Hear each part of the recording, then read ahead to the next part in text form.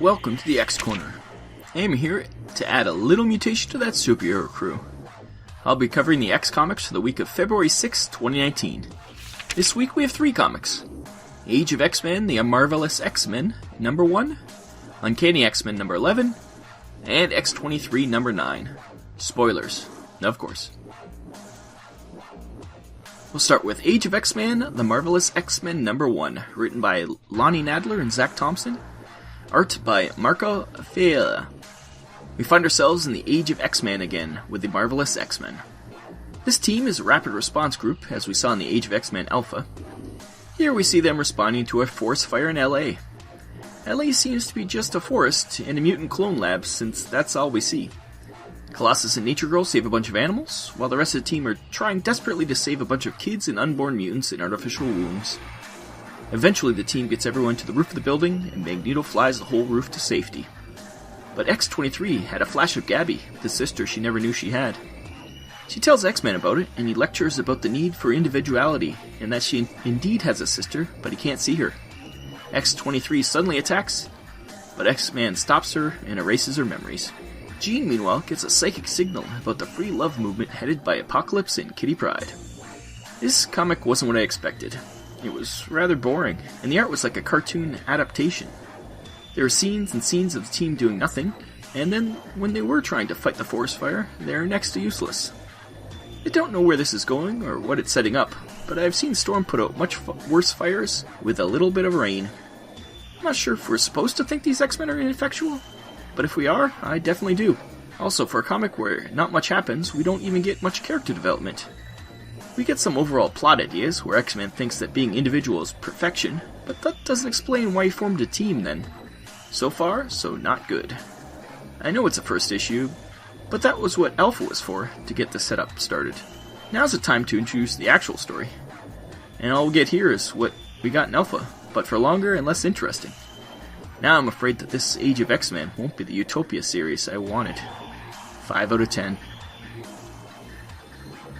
Then there's Uncanny X-Men number 11, written by Matthew Rosenberg, art by Salvador Larroca, John McCrae, and Juanan Ramirez. Cyclops is looking for the X-Men, but everyone keeps telling him they're dead. He runs into Blindfold, a blind mutant who can see the future. She's being accosted by mutant haters, and Scott saves her. She is the first to tell him that they're all dead. He then goes to Ben Urich to try and recruit him to help find the X-Men, but once again he gets told they're dead. He doesn't take the rejection well, and gets drunk. Jimmy Madrox shows up then. Cyclops asks him to find Blindfold again for him, and Madrox tells him to check the sewers. He finds Callisto and Chamber, but they're done with the X-Men. They blame them for the Morlocks being rounded up and killed. He eventually gets a lead from Madrox on Blindfold, but when he gets there, he finds she committed suicide. Cyclops then goes to the anti-mutant rally, where he gets found out and is attacked. Captain America is there to calm the crowd down. Cyclops rightly calls him out for protecting a hate rally, but Cap claims he's just there to keep the peace. Cyclops goes on the air and declares that he'll be at the original mansion's grounds in 2 days, so all the X-Men should meet him there. Instead of the X-Men showing up, though, it's all his old enemies. The Reavers, Purifiers, and Sapien League are there to murder Cyclops. It looks to be his last stand, when a good old Wolverine jumps into the fray to help him. After a battle with some great pages, Cyclops and Wolverine stand triumphant. After staring each other down, Wolverine says, "Come on, we have work to do." But wait, that's not all. We get the whole story from Wolverine's point of view. He jumps a sniper who he thinks is about to kill Cyclops, but it turns out to be Kid Cable. He says he was protecting his dad, and he has to go, so he tells Wolverine it's his job now. Wolverine doesn't like that, but Kid Cable says to find someone who knows stuff to find out why Cyclops must survive. So Wolverine tracks down Madrox and his wife Layla Miller, who indeed knows stuff. Layla doesn't want to get involved since she has a baby, but she sends Wolverine to the sewers.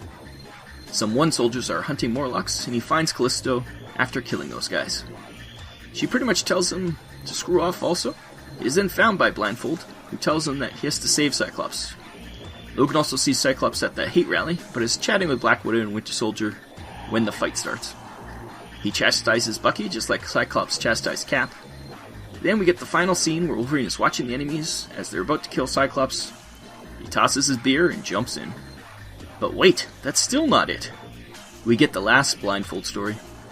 She retells her parts of the tale, but she is having issues telling the past, present, and future apart. She arranged for the men to attack her when she met Cyclops to jumpstart the tale. And she arranges for Wolverine and Cyclops to hook back up. She also sees that she has no future, and in the end she loses all sense of now before she draws her final bath. Oh, good old Uncanny, I knew you wouldn't let me down. After the Marvelous XMen, where nothing happens, we get a triple-sized issue where so much happens it's hard to keep straight sometimes.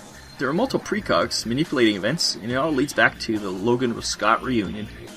These guys have had such a history being each other's antagonists in every way possible, and now they're all each other have. The art in the main story, by LaRocca, is classic new X-Men. Cyclops even looks like James Marsden from the movies. McCrae's sketchy art for Wolverine works since he's doing the Return of Wolverine stuff. And then we end with some crazy layouts by Ramirez for the Blindfold story. I'm sure you could go real deep on what Rosenberg was doing here too. On first analysis, we see One-Eyed Man being led by the blind, a hero's journey through the underworld and back, and the fact that everyone is telling the guy who just came back from the dead to stop looking for the X-Men because they're dead. I think they should realize for the X-Men, death isn't forever. The whole blindfold suicide thing came out of nowhere too, and that page is very moving. They did add a suicide prevention number at the back of the book too, which I thought was good. Did I really know what was going on for most of this comic? Probably not, but I still loved it. Rosenberg has proven he could do crazy Peter Milligan stuff, straight-laced comics, and now Morrison levels of complexity. He might be becoming one of the great X-Men scribes.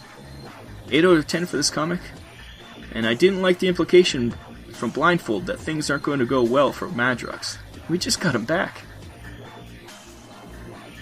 Lastly, we have X-23 number 9, written by Mariko Tamaki and art by Diego Olategu. Back in the normal reality, Laura and Gabby are dealing with the fact that they have a cyborg clone of themselves. Gabby wants her to be her new sister, but Laura isn't so sure.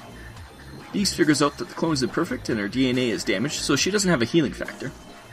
It seems a signal that the evil guys tried to send the clone was stopped by the X-Men's firewall, so she didn't go all evil Terminator on the school like we thought was going to happen after last issue. Beast tracks the signal to some corporate office of a research firm. Laura runs off to see what's going on, while Gabby stays to hang with the cyborg. Gabby brings her uniform to wear, since she's robot naked as she calls it, but finds the cyborg gone. Eventually she finds her on the roof, and after the cyborg threatens Gabby with a knife, Gabby explains that they're sisters. The cyborg points to her acronym on her armor. That sounds like Tukes, so that's what Gabby calls her. Meanwhile, X-23 is breaking into the research facility. She gets attacked by some good old-fashioned killer robots, and then finds a room of cyborgs like Tukes. She calls for Gabby as backup, and Gabby brings the new uniformed Tukes to come help. Any issue that is half Gabby walking around being Gabby is okay in my book. Somehow these artists capture Gabby's facial expression so perfectly. So far the actual story here is pretty basic X-23 fare, but the addition of Gabby being Gabby and the great art elevates the comic for me. It's a fun read, and the robot fight with X-23 shows off how good the action scenes are too. This is a case of the writing being better than the story. Hopefully we get some twists to refresh the plot, but even so, I found myself smiling throughout, so for that, it gets a 7.5. So I knew Uncanny X-Men would be good, and I'm always up for some Gabby, but Marvelous XMen came crashing down around my head. I hope that the story will pick up, and this issue was just slow, but now I'm scared for any issue not written by Rosenberg, Kelly Thompson, or Brisson. We'll see what happens next week. Same X time, same X channel.